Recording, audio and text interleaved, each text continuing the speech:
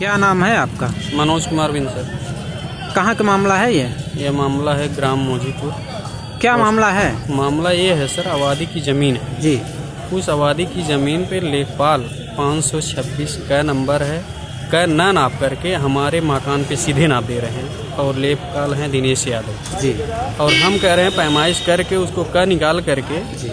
सही जगह पर नाप दें, लेकिन वह नहीं वह यह न करके जी। वह हमारे मकान पे नाप रहे हैं और बाद में यह कह रहे हैं कि अगर आप ज़्यादा कुछ करते हैं तो आपका मकान भी हम गिरवा देंगे।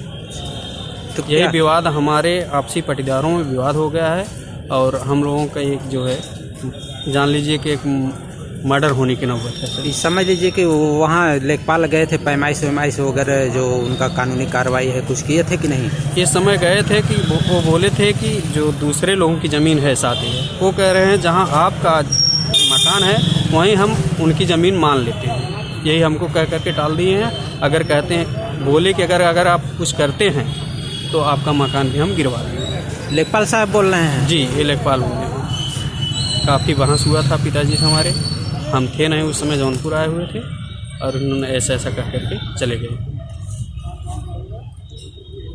चाचा आप लोग बोलिए।